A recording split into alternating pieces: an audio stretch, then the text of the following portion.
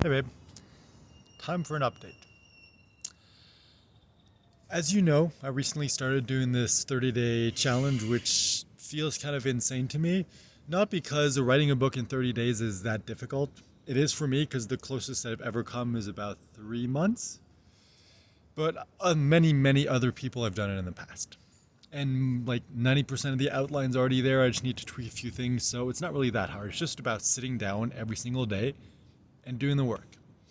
But what makes it very hard and very scary and very intimidating is the fact that I've decided that, if I fail, I have to unpublish all six of my written books, delete them along with all the outlines for future books and this one book that I'm writing now. So basically, it's like either I succeed, I write this book in 30 days, or I fail and the last 10 years of my life was a complete waste of time.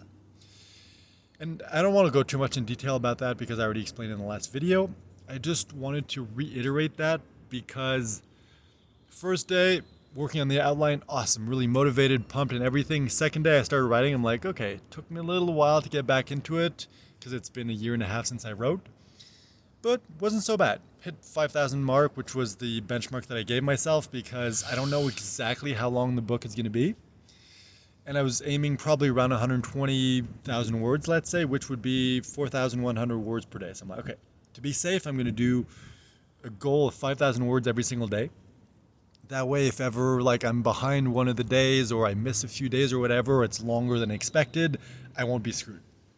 So far, third day today, I haven't quite finished it. I'm out here working because, I don't know, working from home. Now that the first few days are past, and it's like the hype and the motivation from the challenge has kind of faded away. I keep finding excuses and distractions and things like that. And at the apartment, I'm just like wasting my time. Yesterday was very difficult to hit my word count. And I'm like, okay, today I started working and I saw that wasting my time. I already got up later than I was planning. I'm just like, okay, I need to get this done because tonight I have a call with a friend and I probably won't get that much writing done tonight. So I need to do it now. So I'm like, okay, best way to force myself to write, remove distractions, is to go outside. And I'm really lucky because this, I think, is some sort of medical school complex, something like that. And when I came a couple days ago, there was a bunch of people. But during the weekend, it's completely deserted. There's one person like over there, very, very quiet, very good place to concentrate. And the fact that I'm in nature, I don't know, it just helps me. The fresh air, connection to nature and everything. So in the last few hours, I don't know, I've been here maybe 3.5 hours. I got almost 4,000 words done. Okay, maybe I've been here more than 3 hours, but anyway, almost 4,000 words done. So I just need 1,000 words left, more. But now I'm getting pretty hungry, so I'm going to go back, grab some food, recharge my computer, then come back. But since I'm outside, I'm like, hey, let's record a video now. I've been wanting to for the last few days just to kind of share updates outside of the challenge. And yeah, pretty much kind of the plan for the future. So before the challenge started, before I even had the idea for that or anything, I was doing this other challenge with my friend, the same friend, Aaron. And the thing is, we were doing like this, trying to create an audience using the worst business tactics possible challenge. And after like 3-4 days, he stopped showing up, and it's like I could tell, like, okay, this isn't meant to happen. So let's readjust, refocus, and then we decide, okay, we still want to meet, still want to do like our floating thing. So let's just meet with no expectations. And then, of course, with no expectations came, okay, let's just record it whenever we're doing it and throw it up on YouTube because we've been talking about doing that for like a year. And from that came, ooh, let's do this insane challenge. And then I started doing this.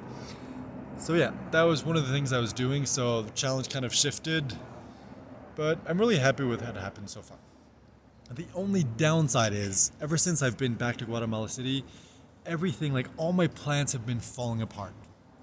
There was like a few girls that I connected with on Tinder beforehand that I was gonna see when I came back. All those fell through. The girl that I was supposed to marry, her name is Maggie.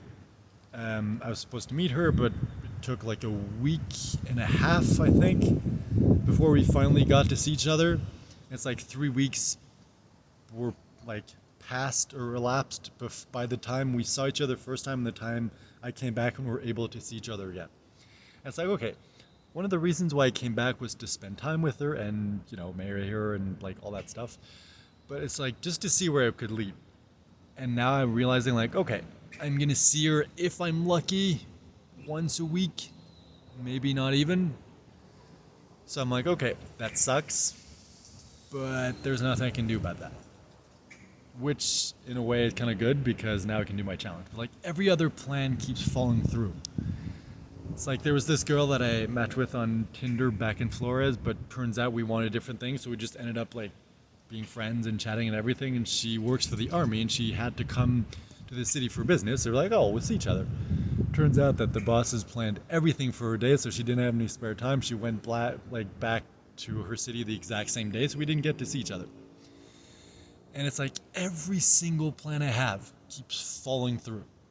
And now it's getting to the point where plans that I don't even have yet, that I'm in the process of creating, are falling through.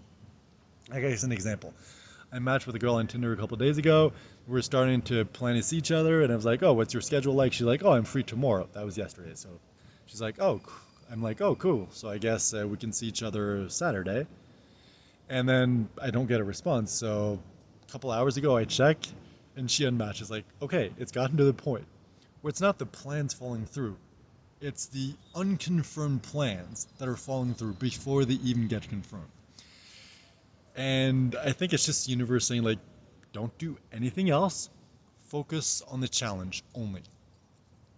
And ironically, it seems like one of the only plans that I have that's not going to fall through is the plan where tomorrow morning I have to wake up at 3 a.m., get an Uber, to go to the shuttle, to go to the destination, to do the thing. It's like, that seems like the only plan that's not going to get canceled. Because the only way it's going to get canceled is if the weather is bad, and the weather is pretty good. So it's just kind of funny how everything works out. So hopefully tomorrow I'm going to be able to get my word count in. I really don't know. I'm probably going to be exhausted if I have to wake up at 3 a.m. But we'll see. I don't know. I'm going to do my best. If I fail, if I don't get anything written, it's not the end of the world. I can skip a couple of days here and there. If I don't hit my 5,000 a day count, okay, it's not the end of the world. I'll do whatever I can. But that's pretty much kind of what's going on in the background. The other thing also that kind of messed with my head before I started the challenge was that Susan, the girl I went on vacation with, saw one of my videos on YouTube, and she's like, I don't think we should see each other again. And I'm like, oh, that sucks. And the thing is, like, because she doesn't want us to see each other, she doesn't want us to communicate anymore, I feel like her watching the videos hurt her. Even though all I'm doing is just sharing what I'm going through, my experiences, and just being open and direct, I feel like I unwittingly hurt her. And that's exactly what I was trying to avoid with this type of challenge. It's like, hey, I want to be open. I don't want to hide anything because I don't want to hurt people. I just want to be like, hey, this is me. Take it or leave it. It's fine. And then I've been kind of like navigating this gray zone of how much do I tell and how much do I not tell. So it's not about hiding anything. It's not about lying. It's about how much do I tell without getting to the point where I just share so much that it ends up hurting someone. And that's why, like, I didn't necessarily share the fact that I was, on Tinder and dating other people, just because, like, I'm not hiding it, but I'm not necessarily going to come out and say it just because I don't want to hurt the person. And now it seems like that's backfiring. So I don't really know what that means. Like, should I keep doing this? The challenge to, like, brutal honesty and living out loud and everything, because it's part of who I am, yet at the same time, it ended up probably hurting someone, and I don't want that to happen. So I'm just wondering, should I just push it more to the extreme and be like even more direct, even more honest, and literally put my cards down on the table all the time and just be like, hey, this is the situation, take it or leave it, rather than just being like, hey, this is me, and like sharing whatever seems appropriate in the situation. So I don't really know. That kind of messed with my head a couple days ago when it happened. But now since then, I've kind of moved on, and this whole challenge thing is keeping me like super busy and focused. So I don't really have time to think about anything else. The other thing is, since I'm doing this challenge for 30 days, it doesn't make sense for me to travel either to another country or another city or even another apartment during this challenge. So I prolonged my stay here until March 26th. After that, it's going to be near the 3 month mark. So I'm going to have to leave Guatemala anyway. So I don't exactly know what my next move is going to be after that. I'm thinking probably either going to Panama and then traveling to Colombia or going to Colombia directly. We'll see. And also by then, I will have attended the hiring event for the online, or not online, the travel guide position that I applied for like 2 months before I left and that I thought was dead. And then a week and a half ago, they reached out saying like, hey, can you schedule your interview? So I did. And then I moved on to the next level, which is attending a hiring event. So I'm going to attend that on the 21st. So by then I'll know, okay, did I get the job? If so, when do I have to start? Where do I start and everything? It's, if I do get the job, it's probably going to be start of May from what I recall. So I'll have a couple of months to enjoy, keep traveling, and get ready for that. The only thing is, because everything seems to be falling through at the moment, I kind of developed this default belief that nothing is going to work out. Everything's going to end up getting canceled. And part of me is like, oh, I feel like that's going to be the exact same thing for this job. All this build up only to not get the job. And it's like, okay, maybe it's not meant to happen. Doesn't matter. But it's like, it sucks because it would allow me to travel, get paid, have adventures, keep building my my communication skills, leadership skills, all things that are going to help me in the future. And it's like, I don't want to get my hopes up because I've been disappointed too many times lately and I just can't do that to myself again.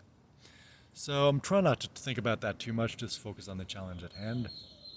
This reminds me, another thing also is a while back I met someone in a hostel who was teaching conversational English. So he would just sit at his computer for 4 to 5 hours a day and talk to people.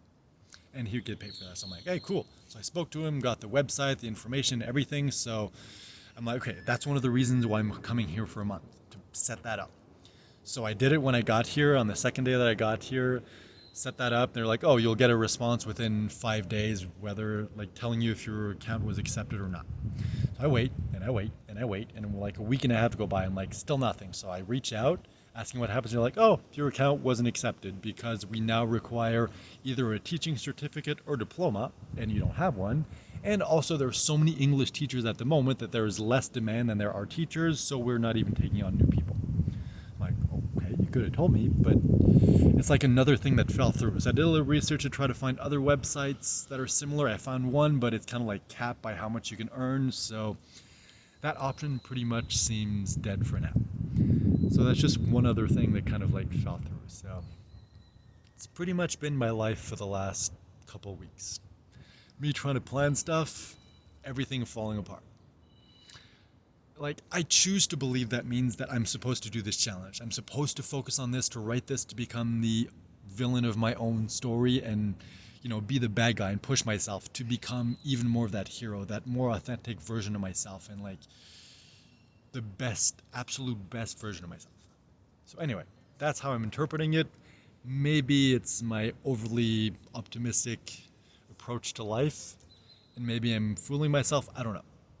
But for now, this feels like what I'm supposed to be doing. So that's what I'm doing. Even though some days I don't always enjoy it, some days I'm kind of like slogging through and forcing myself to write.